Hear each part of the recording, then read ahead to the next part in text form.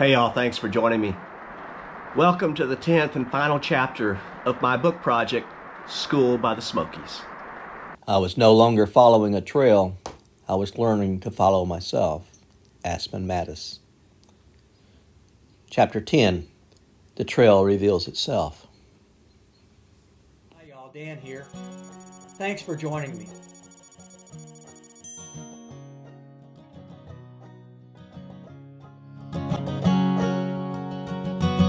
I'm wondering if you'd go wandering with me through the wilderness and woods to where the winds are blowing free, through the darkness of the night, heading toward the morning light. I wonder if you'd wander with me.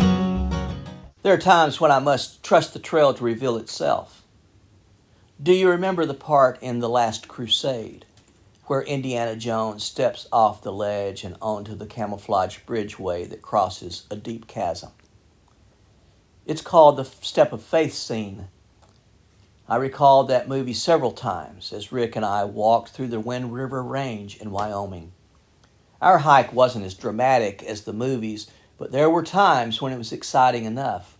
We walked there in bald, rocky heights where the only evidence of human traffic was an occasional rock cairn. There were no worn footpaths, no blazes, no people in sight, only tall, snow-capped peaks above and brush-covered valleys below. I had not considered that we would hike a trail where there was no visible path. It was disorienting. The Army had trained me to navigate using landmarks and maps. We called it dead reckoning, which was a way of discovering where we were based on recognizable terrain, direction, and estimated distance. It had been many years since I'd actually used those skills, and I was rusty. Technology has given us new ways of traveling, and I'm thankful for GPS. I used my familiar Guthook app to plot our course for this hike. It was very useful, but there were times when GPS and the terrain just didn't match. Sometimes, if we went the way that Guthook suggested, we would step off the edge of a sheer cliff. So we would back up and look at the terrain and the little paper map, old school. Those were the times that I was most unsure and learned that I needed to trust my instincts as well as the terrain as it revealed itself to me. As we traveled up the rocky terrain, there were no paths worn from previous hikers. There were no blazes marking the trail. There were the occasional cairns that I've written about before, but we didn't know if these were marking an obscure trail or staked out hunting spot. Ahead were only more boulders, mountains, and the horizon. The only thing recognizable as sort of a path were gaps in the rocks that appeared as they led us forward. It's hard to describe. As we moved on, the path would just open up ahead of us. Like the Step of Faith scene that Harrison Ford made, the stone path simply appeared. We walked up and through Jackass Pass this way, the route reappearing each time as we neared the end of what we had seen before. With our eyes trained and our faith strengthened, we trudged up Texas Pass. It was a challenging climb up some large boulders. Rocks were smooth and slick in places, and we carefully crawled up those natural slippery slides. I often referred to the Guthook app on my phone to see if we were even close to being on the trail. We usually were. As we descended from Texas Pass, the loose rocks and gravel created by the ancient glaciers made our travel treacherous. There were large boulders to walk over. I used my trekking poles to test each boulder before stepping on it. Some large rocks were unsteady on the gravel base, and when I poked them with my poles, the boulder would slide down the steep slope of the mountain. It was a ride that I didn't want to make with a large pack on my back. I poked one boulder that appeared secure, but my weight caused it to tip down as I stepped near its edge. My foot slipped off and was trapped between the rock and another one laying beside it. The large stone flipped back up to trap my foot. The 30-pound backpack was like a magnet, pulling me backwards, and I fell. The fall could have easily broken my ankle, but Rick carefully helped me up, and the only injury was to my pride. The descent was long and steep. I was glad when we discovered flat ground and a visible path that marked our way across the prairie in front of the Cirque of the Towers toward an intersection with the Continental Divide Trail. The path was easier to see on the Continental Divide Trail. More hikers had traveled this trail. We still didn't see any blazes, but the pathway was clear. Only junctions with other trails caused us to check our friendly technology to reassure ourselves that we were on the right course. And then we came to the place where a windstorm had blown down countless trees, which obscured the path. The devastation was amazing. Maintenance crews were working to cut through the downed trees on the southern edge of the damage, but we found ourselves on the northern edge, and the trail was practically unpassable. Trees lay across the trail like a jumble of broken matchsticks. They were piled up in 15 to 20 foot tall heaps and covered at least half a mile wide on either side of the path that was the Continental Divide Trail. I had seen war zones that were easier to negotiate than what lay before us. This was the scene for the next 2 miles. In one place, it was especially thick with fallen spruce trees.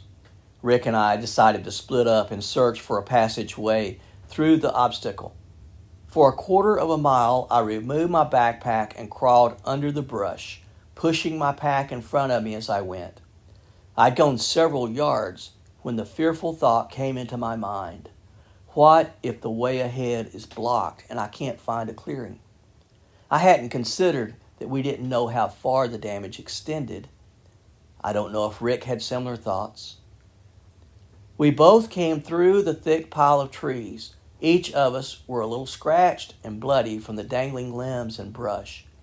Rick had crawled his way through as well. We were glad to be reunited and discover the area where the maintenance crews had cleared the path. The remainder of our hike was a comfortable walk back to the trailhead where our adventure had begun. There were other places where the trail was obscured by nature. Sometimes the trail reveals more than just more trail. There are places where the trail seems to hide a special treat for the adventurer and then reveal a gift that it's been holding for the right time. It was my 3rd day of hiking on the Appalachian Trail, starting the day from Gooch Mountain Shelter. The plan was to cover 8 miles to the next shelter at Lance Creek. I climbed over Ramrock Mountain, through Woody Gap, and a series of ups and downs as I approached Big Cedar Ledges. Views of streams, mountains, and valleys invited rest breaks all along the way. They were welcome distractions. By late afternoon, I came to a section of the trail that looked as if a rock slide was blocking the path. The mountain wall on the left and the sheer drop on the right prevented me from going around the pile of boulders. And then I saw a blaze painted on the front of one of the huge square chunks of granite. This was just part of the trail, and I had to scramble up and over to continue my way. Laughing at myself, I stored my trekking poles with the cords on my backpack and began finding handholds and footsteps in the rocks.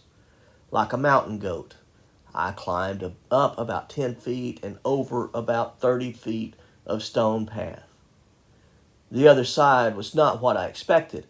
I anticipated a return to the worn dirt path bordered by tall pine trees. The trail had something different to offer. She gave one of her special gifts. It was Preacher's Rock. Preacher's Rock is a large flat rock that lies on the eastern side of the trail near the top of the Big Cedar Ledge. The rock is probably 30 feet by 20 feet and offers a flat surface to lay on and rest. The sun had warmed the rock and it felt wonderful on this cool day with the wind blowing across the trail. The view was unobstructed at this height. The sky was clear, and I could look far out over the neighboring mountains, valleys, streams, lakes, and farms that were scattered across the way. What a present. This trail had revealed the unexpected, and I was grateful. She wasn't finishing giving gifts to me this day. As I lay on this perch, a park ranger walked by and admired the view with me. She then asked where I planned to stop for the day. I noticed the grimace on her face when I said Lance Creek. She had just passed that way and said that I would fill the last available spot there. Now I grimaced and asked for suggested alternatives. She told me of a small stealth site just up the trail where 1 or 2 tents could be set up. After she continued southbound, I reluctantly got up, donned my backpack, and started north, praying that no one else would discover the secret spot where I hoped to spend the night. Soon I located the marker the ranger had described, stepped through a line of brushes, and into an open area that was an amazing sight. Making a fire ring with rocks and gathering sticks from around the area, I pitched my tent and made a fire to relax and reflect on the day's experiences. The trail had revealed itself. I was grateful for her gifts. Now it was time to rest. Regardless of the trail, terrain, or location, many of the lessons taught are the same. Some paths offer a different angle or perspective. Some emphasize one lesson, or maybe a specific point of a specific lesson. Every journey teaches and blesses. Creation is so vast, and there's great wisdom embedded in her. These adventures have renewed my soul. They called, and I was fortunate to answer. They call still, and I hope to step onto trails less traveled so that I may experience more. I'm now 65 years old. My health is good, though I can feel the effects of diabetes and the numbness of my feet. Neuropathy is a scary experience. I fear the day may come where hiking may not be possible for me. So until then, I want to see what I have yet to see. I want to hike where I've yet to hike. There are more lessons to learn, and the trails are great teachers. I know, because I've been schooled by the Smokies. I'm wondering if you'd come wandering my way. If you ever get lost, or if the trail leads you astray, the music of the pack can always bring you back. I wonder, can we wander away? And I'll spread the word and you beat the drum.